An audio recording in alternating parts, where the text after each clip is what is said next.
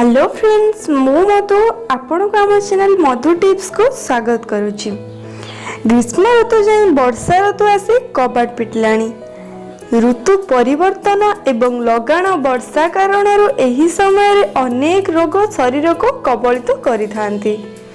एही दिन रे डायरिया रोग सबुठारु अधिक व्यापी थाए, जेउथिपाई नानादी कष्टर सामना करने को पड़े।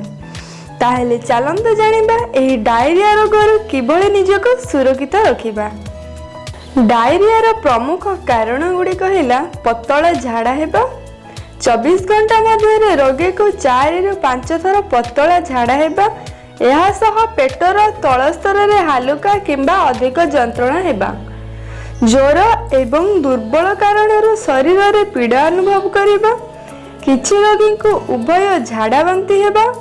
दुर्बल कारण मुंड बुलाइबा एवं आखि सामना अंधार देखा जिबा। शरीर में पानी अभाव त्वचा रे क्लांत अनुभव करिबा। काहेकि शरीर प्रति यह विपदजनक। बारंबार झाड़ा बांती कारण शरीर में पानी कम हो जाए एवं खनिज लवण बाहर को बाहरी जाए। शरीर में पोषण अभाव मध्य देखा जाए। पानी अभाव कारण डिहाइड्रेशन रो शिकार हेबाको पड़ी थाए। एही स्थिति को तुरंत न रखिले जीवन जीवार भय थाए। एथिपई खाद्य कम पानी अधिक पियंतु। डायरिया हेबा समय रे गरिष्ठ खाद्य खाइबा बदल रे जेतिकी पारुचंती पानी पियंतु। कम तेल मसला युक्त खाद्य खांतु। गोटिए थर रे पेट भर्ती करी खाइबा अपेक्षा कम कम करी 4 थर रे खांतु। दही चना सेवन करंतु। चल्ला रे जीरा हेंगु एवं कला लुण पकाई सेवन करंतु। एथिरे पाचन क्षमता ठीक ठाक रहिबो। खाद्य ठीक रे हजम हेबो एवं झाड़ा बांती कम हेबो। आंब रस एवं लेंबू पानी पियंतु।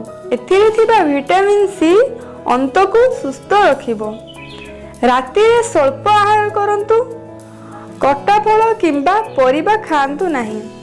बाहरर खाद्य वर्जन करंतु।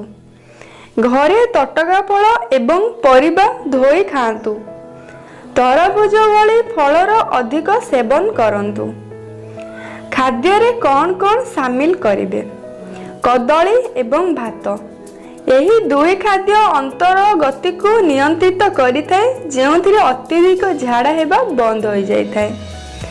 सेव एवं मौसम्बी एथिरे थिबा प्रोटीन एवं विटामिन सी अत्यधिक झाड़ा हेबार बंद करिथाए।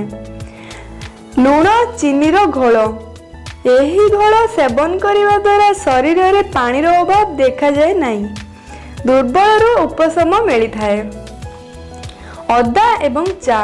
अदा खाइबा द्वारा डायरिया रो उपशम मिले एवं अदार पेट जंत्रणा कम होइथाए। अदा रस और लेंबू रस एवं गोलमरीच गुंड मिसाई पियंतु उपशम मिलिबो। चल्ला दही मांडिया नड़िया पानी को सेवन करंतु। चाहा एवं कॉफी बदल रे ग्रीन टी पियंतु। भूल रे गरम क्षीर पियंतु नहीं। गरम क्षीर एसिडिटी को बढ़ाई थाए। गरम बदल रे ठंडा क्षीर पी पारंती। पनीर खांतु नहीं। ताहले एई वीडियो रे आमे जानिले कि डायरिया रो आमे किपरि मुक्ति पाई परिबा एवं डायरिया रो मुक्ति पाइबा पे आमे केउ खाद्य सेवन करिबा। जदि आपण माननकु एई वीडियो भल लागिला ताहले लाइक करंतु, मीठा मीठा कमेंट दियंतु और वीडियो को शेयर मध्य करंतु। और आम चैनल मधु टिप्स को सब्सक्राइब करंतु। पाखरे थिबा बेल आइकन को क्लिक करंतु, जहाद्वारा नुआ नुआ वीडियो नोटिफिकेशन आपण माने सर्वप्रथमे पाई परिबे। ताहले आज पाई एतिकी रहुची। नमस्कार।